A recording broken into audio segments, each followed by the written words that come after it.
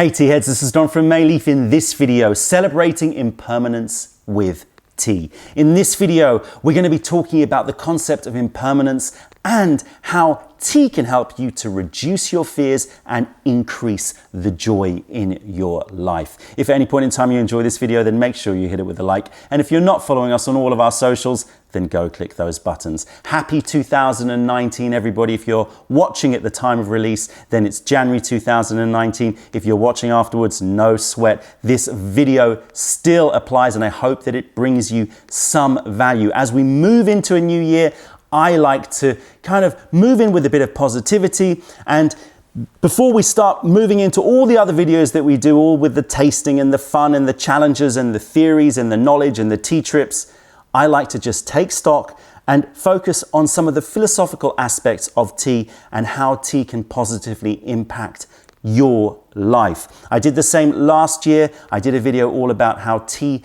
can improve your happiness by rooting you into the present and fostering stronger relationships. If you want to check that video out, I'll put a link in the description below. But today I want to talk about the concept of impermanence and how tea can help you to accept and celebrate impermanence. It may be something that you're very conscious of already. It may be something that you're unconsciously benefiting from with true tea, or maybe you're just getting started into tea and you want to understand how this true tea setup versus the commodity tea setups that you may be used to can help to improve the joy and bliss in your life. In this video, we're going to be touching upon concepts of Buddhism. We're going to be talking a little bit about the philosophy of tea, but hold on, stay with me. If those concepts don't really sit comfortably with your identity, I invite you to stay open, take as much or as little from this video as you want. This is not about doctrine or conversion or anything like that. This is just my opinion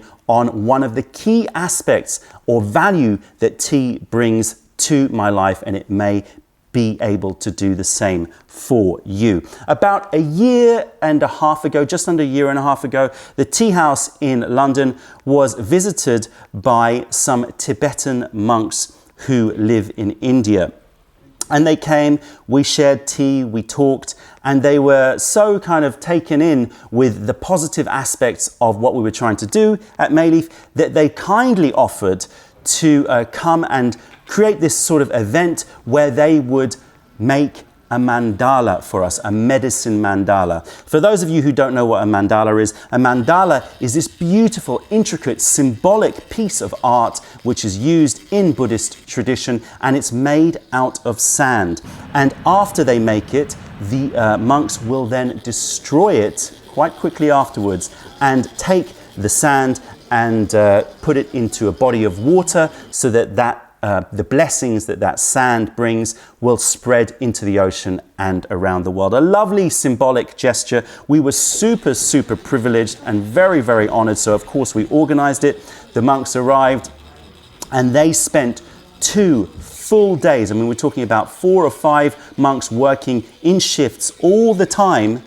2 full days it took them to craft this most stunningly gorgeous, intricate, and symbolic medicine mandala at the Mayleaf Tea House. A lot of people came. It was a really special moment for us because it just brought, no matter what your faith, no matter if you're spiritual or not spiritual, no matter what you identify with, it just brought a really beautiful activity on the most basic level up to a very spiritual experience, if you so wish, at the Mayleaf Tea House, and it was really, really a special moment for us. And what was so interesting was that after these 2 days, the mandala stayed complete for maybe 20 minutes to half an hour for people to look at it, and then there was a sort of ceremony to return the beautiful crafted image back to simply colored sand, and they swept it all up, and then we walked up to Camden Lock with all of the tourists there, and the monks made a blessing and poured the mandala sand into the canal with, again, the hope that it would eventually make its way out to the ocean and the good vibes and good blessings would spread around the world. Of course, we kept some of the mandala sand, and some of you Mayleaf clients a year ago were lucky enough with your orders to receive little packs of that mandala sand. If you have some, then I hope that it is precious to you. And what I was struck by was how people who were watching this mandala creation were quite reticent, and they didn't like the fact that it was going to be essentially destroyed or returned back to simply a pile of colored sand. They wanted to fix it. They were talking, can't we spray it with glue and fix it? But that defeats the whole purpose. The whole point of this, or one of the major points, is the acceptance and celebration of impermanence. And I want to talk to you a little bit about today, because if there's one thing that is constant in this world, that is that everything will always change. We may have this sort of instinct to fix and freeze time because we're fearful of loss, fearful of change, fearful of our own sort of mortality. And so we try to fix things. That's a sort of instinct that I think we develop through adulthood. As we gain things, we're frightened of losing them. We sort of create our identity. We're frightened of losing our identity. We create relationships. We're frightened of losing those relationships. You know, loved ones, we're fearful of losing them. Even our own mortality. This is something that is so fundamentally rooted in all our fears, is this fear of change and fear of impermanence. And this desire to fix things and this denial of impermanence causes, I think, a lot of stress and anxiety, simply because it's impossible.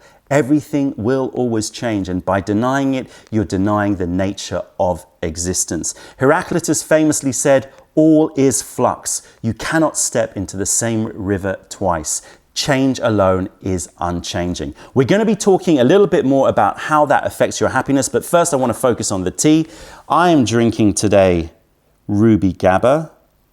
For those of you who don't know about Ruby Gabba, I've done a video where we discuss Gabba teas. I'll quickly scope this tea. This is season spring 2018. Cultivar is the Ruby 18 cultivar, a gorgeous cultivar, really interesting cultivar, full of eucalyptus spice and cinnamon notes to it. The origin is Nantou, Taiwan. The picking and processing is up to 3 or 4 leaves, and the elevation is about 1,000 meters. So I'm going to enjoy this tea. What we're going to do is we're going to heat up this TEAWARE, and I'm going to brew it up. And we're going to have a nice chill session, hopefully, enjoying tea and discussing what I think is a fundamental aspect of what causes a lot of anxiety in the world. Now, as I said, this is my opinion, or it's opinions of a lot of people, kind of my own interpretation of it. Please don't take it as me trying to spread some sort of doctrine or idea. If it helps you, it helps you. Take as much or as little from this as you wish. And if you don't want to take any of it, that's fine too.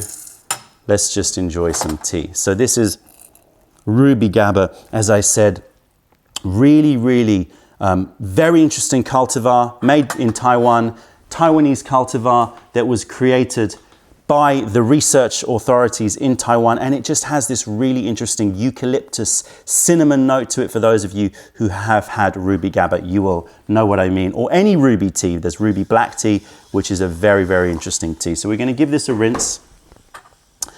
So how does the denial of impermanence, or this desire to fix things, impact your happiness? Well, let's take some examples. Let's look at relationships, for example. So people that you love in your life. Okay, everybody is frightened of losing people that they love. Of course, it's one of the biggest fears out there. I know that a lot of people suffer from this anxiety, including myself, and I've had to work on it.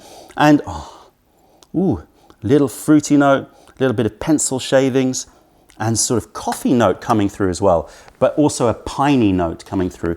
So yeah, I mean, relationships, you're trying to hold on to your loved ones, and by doing so, it creates anxiety and it creates fear. And the problem that I found is that when you have that fear, you actually start to break relationships, because that person starts to represent a fear for you, and so it may be that that starts to influence negatively your relationship. You may not want to see them as much, or when you see them, you're so sort of caught up with this slight fear in you that's very, very deeply rooted, that it can start to damage relationships. It can create resentments. It can create difficulties, rather than just accepting and celebrating the fact that we will all live, we will all die. There's going to be impermanence throughout life and that is a celebration of nature.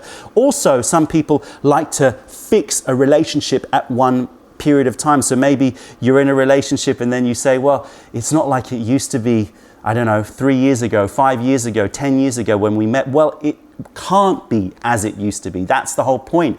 It has to change. And by denying that change, by trying to bring it back to something that it was, isn't necessarily a good thing for your relationship. Accepting that change, celebrating that change, and then deciding what you want to do in terms of that relationship is obviously fundamental. And I would suggest that the acceptance of it and the celebration of that change actually helps for you to foster very healthy relationships, and that can bring happiness in your life. Another area is the present. We talked about this in the previous video about tea and happiness, how being in the present is one of the fundamental aspects of living a more blissful life. And we all know it, we've all seen it. If you go to a place, let's say you go to a beach, or you're having an incredible family gathering and it's a really special moment, how many of us really enjoy that moment versus try to capture it, break out our phones, take pictures from every single angle, and then curate it so that we can spread it to the world. And all of our activity and our attention is all about fixing, capturing, curating, versus actually enjoying, versus actually being in the moment and having that positive experience. I also think that there's a real issue with this desire to fix knowledge, to fix your identity, because knowledge and identity, or your belief system, is very, very much wrapped around identity. And I think that, you know, if we try to fix knowledge, say, okay, I need to really understand something so that now this is black and white truth, and then I can kind of align myself in terms of my identity, I can align myself to that knowledge or that belief system, then you're starting to deny the truth, which is that knowledge is always changing. Things will always change. New ideas will come. Everything will be in flux. Ideas will have their time and they will move on. And knowledge is always changing and identity is always changing. So trying to fix your identity, I think, is also a negative aspect of this kind of denial of impermanence. Let's quickly taste this tea. Oh, yeah. So I'm getting those pine and eucalyptus notes. Oh, super refreshing, really warming. It's the first tea of the day for me. That first sip of tea for me is one of the most, it is the best sip of tea in the day. That first sip, when you get that really lovely, warm, silky liquor moving down your throat. I'm getting eucalyptus, I'm getting pine notes, I'm getting some woodsy notes. I'm getting those cinnamon spices, a little bit of clove in there. Gorgeous, gorgeous, gorgeous. So, those are just some of the ways that I think that this fear of impermanence can cause stress and anxiety. I'm not saying that you shouldn't seek knowledge. I'm not saying that you shouldn't try to maintain order and coherence. And I'm not saying that you shouldn't take pictures during happy occasions. In fact, I think to a point, they root you in the present and they extend boundaries. So for example, if you're expanding your knowledge, you're trying to understand something, you're trying to dive into the details of something, usually that expands the boundaries. It means that more change can happen, that understanding and knowledge can progress. Similarly, if you are in a happy environment or you're in a particularly beautiful location, taking your camera and finding that detail helps to root you into the present, to find the beauty in that moment. But I hope that you understand what I'm saying. This desire to capture and to fix things causes a lot of issues. So how can tea help you to break you from these fears, to reduce anxiety, reduce stress by the acceptance of impermanence? How does tea represent impermanence? Firstly, tea itself is forever in flux. It's always changing. You have thousands of different types of tea. You've already heard about season, cultivar, origin, picking and processing, and elevation. Those are just 5 very basic aspects that you should know in order for you to understand the tea type.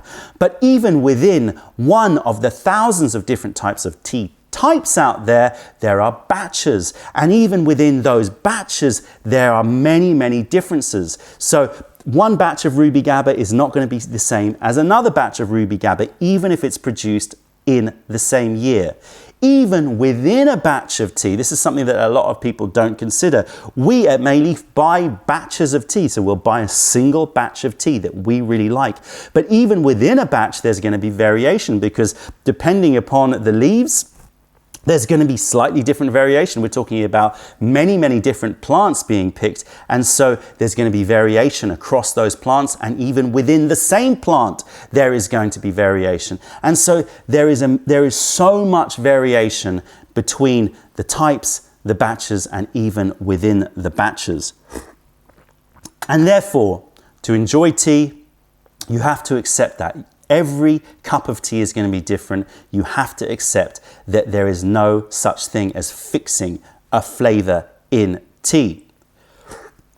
In many ways, that is the reason why we, Mayleaf, exists. Because if you could fix it, if you could fix a type of tea and you could fix a flavor, then what's the point of us? We are there to go and taste lots and lots and lots of batches in a year and find our favorite ones to present to you.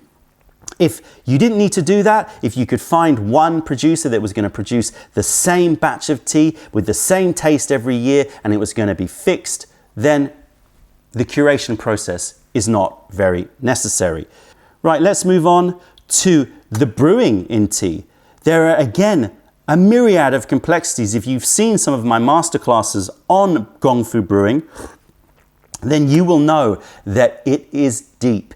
The rabbit hole is almost endless. In fact, the more I explore, as I said before, the more you explore the knowledge, the more you expand the boundaries and you understand even more the complexity of it. And as you change one parameter in brewing, for example, leaf to water ratio, a shift in that means that every other parameter shifts accordingly. So the length of time of brewing is going to have a different effect depending upon the leaf to water ratio. And those two parameter changes will have a different effect on everything else. And so the brewing process and the mastery of brewing has to involve an element of accepting that you are never going to brew the same tea twice. In fact, that is not a hyperbole, that is the truth. You will never truly taste the same tea twice in your life. No single cup of tea can ever be perfectly recreated.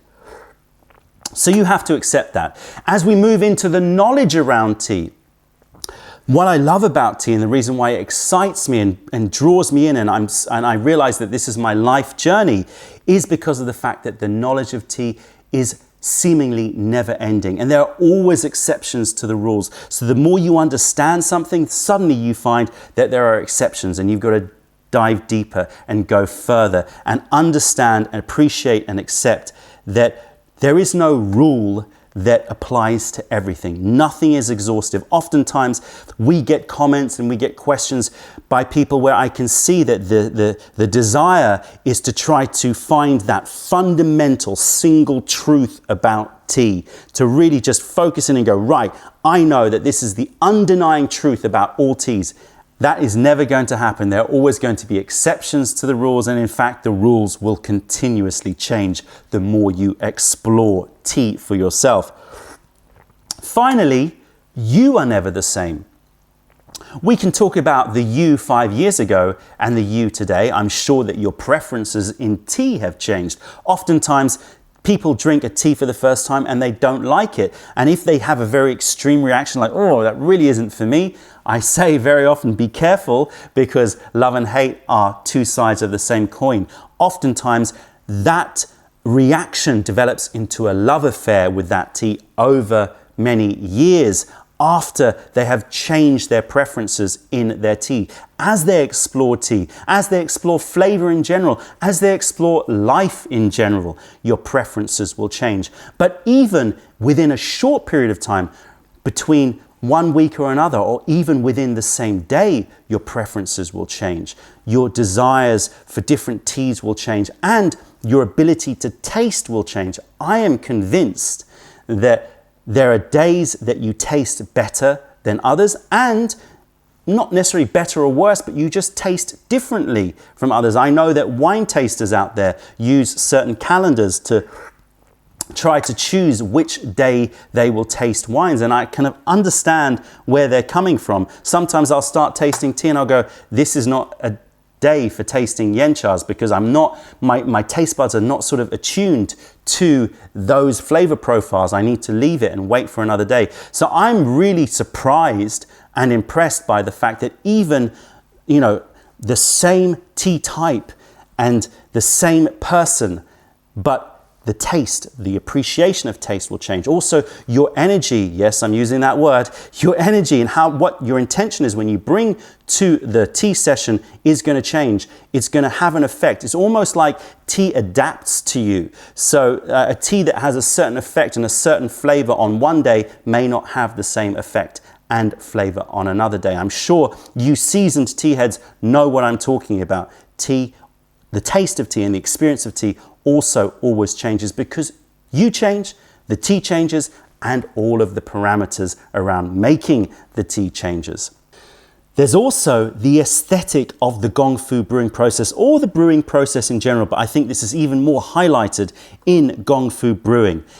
The act of seeing a leaf transform from this sort of dry balls that you saw at the beginning, these dry leaves, and they start to unfurl. It's just starting to happen here, and they just start to unfurl. They rehydrate, they come back to whole leaf, they give up their flavor, their nutrition, their energy, and the liquor goes from this bright, rich, dark, strong colored liquor all the way back to closer to water. So witnessing this progression, this arc through the gong fu session or your tea brewing session really, I think, also highlights, subconsciously maybe to some, but I think it's great to bring it to the surface. It highlights this forever flux, forever change, this sort of life cycle of tea from the dry leaf all the way to its spent leaves. It's a wonderful symbolic depiction of impermanence. So these are just some of the ways that I think that tea helps to bring an acceptance of impermanence in your life, and hopefully as you celebrate true tea, you also start to celebrate impermanence. And I think that when you start to do that in tea, you start to bring it out to other aspects of your life, and you start to hopefully accept and start to celebrate impermanence. And by doing so, I really truly believe that you start to foster stronger relationships, that you start to have a more positive attitude to setbacks in your life. You are brought more back to the present, and you can achieve maximum joy out of your existence. So please, let tea be your guide. Let tea remind you of impermanence, just like the mandala does. And by accepting and celebrating impermanence, I truly believe that you're going to have a much more blissful existence, and you're going to bring more positivity to those around you. Let me know your thoughts. Let me know your criticisms. Let me know if you would like me to do more of these kinds of videos, all in the comments section below. Happy 2019 if you're watching in January. Love and light from London to you. That's it, tea heads. If you made it to the end of this video, then make sure you hit it with a like. Follow us on all of our socials so that you don't miss out on any news and videos from Mayleaf HQ. If you're ever in London, then come visit us in Camden to say hi and taste our wares. If you have any questions, comments, or video ideas, then please fire them over.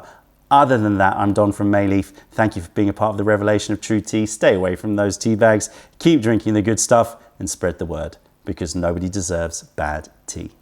Bye.